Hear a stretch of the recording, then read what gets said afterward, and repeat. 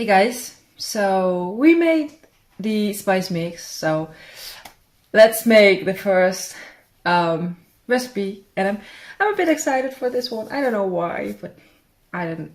These days, the holidays, December holidays make me happy. So we're going to make Kruidnoten, not to confuse with Pepernoten, because up north where I live we call these Pepernoten, but they are officially Kruidnoten, which translate to spiced nuts. So let's use the Dutch word. We start with 100 grams of self-raising flour. And the thing is, I don't make this often. You can buy this cheap here in the Netherlands everywhere, I think, from the end of August. So I have a little cheat notebook here. So 100 grams of self-raising flour. I've got 25 grams of butter, Kerrygold, of course. And the thing is it's just such an easy recipe. It's just everything in a bowl, mix it up to a ball, make smaller balls, and bake. Anyway, flour and butter. Then we need some dark brown sugar, 65 grams, a little bit of salt,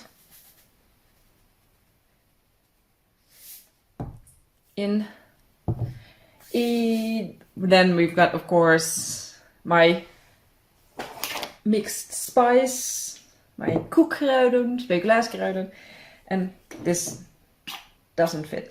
But I need 1 tablespoon of these, so, or two of these. This one is 15 milliliters and this is 5, so 3 of these. 1, 2, 3.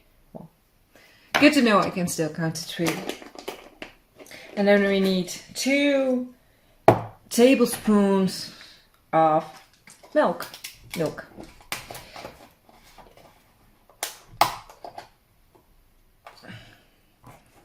And the thing is, you can buy them in whatever flavor you. Ooh! I'm going to try it like this first because went wrong a little bit. Anyway, let's mix it with a spoon first and then see if I need more milk to bind and butter them. I have to go in with the hands because of the butter.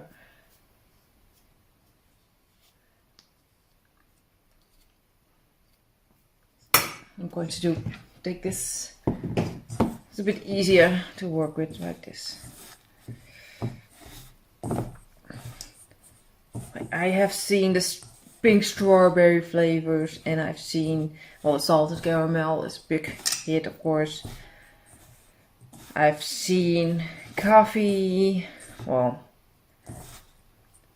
and the thing is, they just, the nuts, the cookies inside are always the same. It's just a flavor on the outside. Big favorite, I think, is the one just with plain chocolate.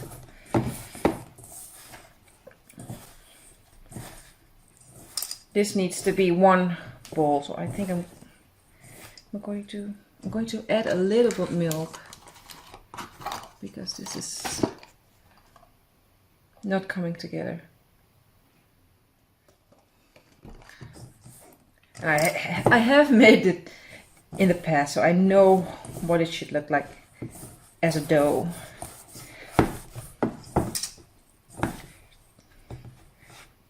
And they are very addictive. Don't buy a bag. If you can, don't buy a bag because you'll eat it.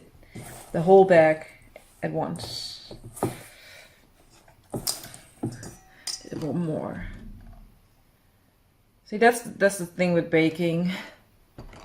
You have a recipe and then you wing it a little bit because not all flour is the same.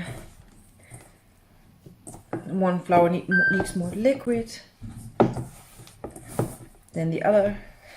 But this is now coming to a nice dough. I'm going to show you in a minute. Or maybe I'm already showing you. Right?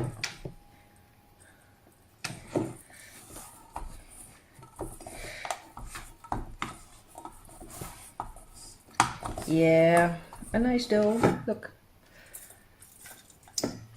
Let's get this off my fingers. That's the worst thing I think about baking. This. Getting it off your fingers. Getting your hands clean again because of the butter. But right now I have a dough bowl. And the only thing you do right now is make smaller balls. The size of a marble. But let's keep it out of the sunlight. So I have a big baking sheet with parchment paper. And I'm going to just fill it.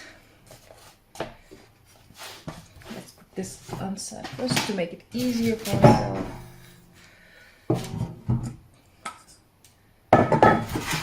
Oh, little piece. There's my phone going off. I'm gonna make a lot of these until this bowl is gone. So I'm going to do this sped up.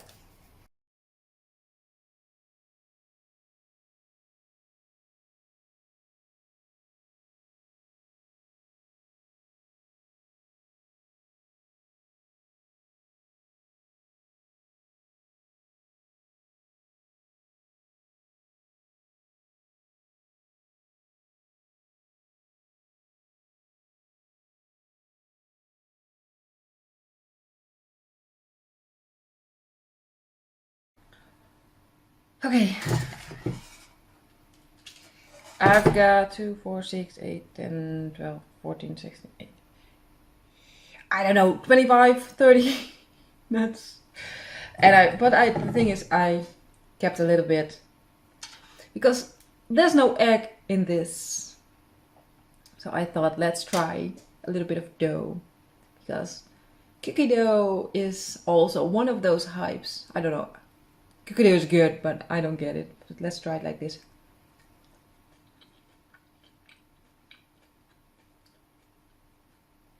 I can really taste the energy in the mix.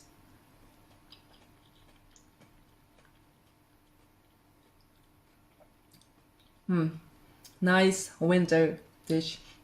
And as you can see, or saw maybe, I left my spot for a moment. I preheated the oven at 180. And the moment that the oven is preheated, I'm going to bake them for 10 minutes. And the thing is, if I did it right, and I don't think much can go wrong, they will keep their shape, they won't spread out. So you can place them pretty close together and make as many as you want. And yeah. We'll be back when they're done baking.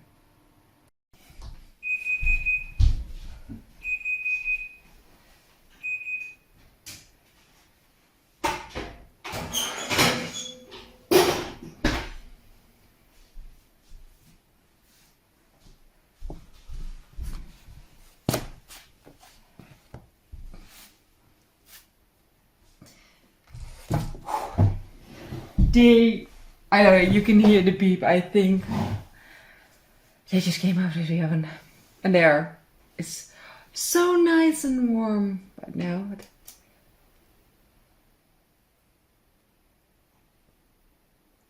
This is what they look like. Well, homemade, I think.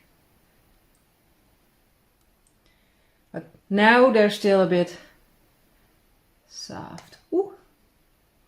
And I'm going to taste them. Like, what? So much better than store-bought. But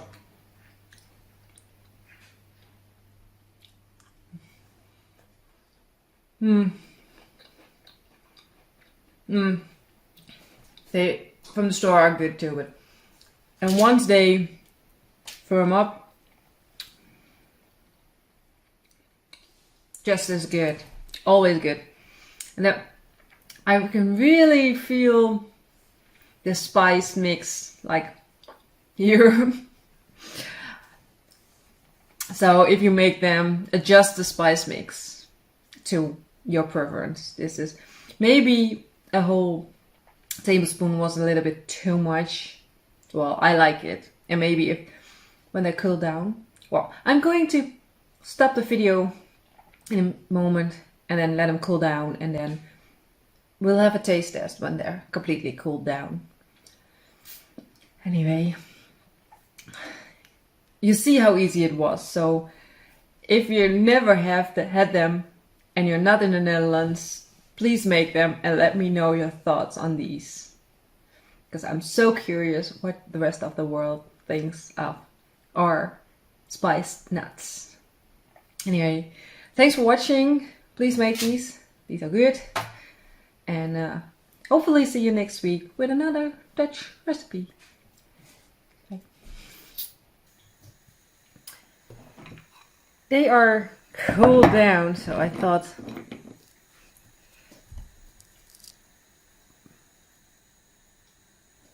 why it doesn't focus.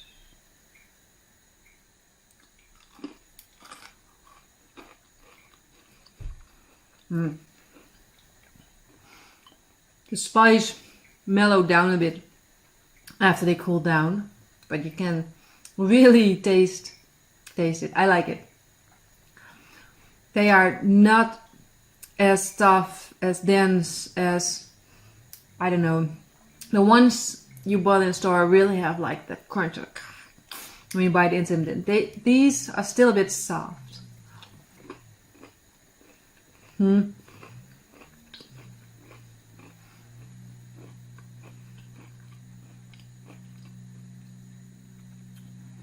Maybe the longer you let them out, they toughen up, I think. So if I do another taste test tomorrow, they're completely solid. But who knows? Maybe I'll save a few and then we have another taste test tomorrow, see if that's any difference. If it's not, thank you for watching. I'll see you in the next video, hopefully with you all liking the Dutch recipes, because, well, I like them, but I'm Dutch. See you soon.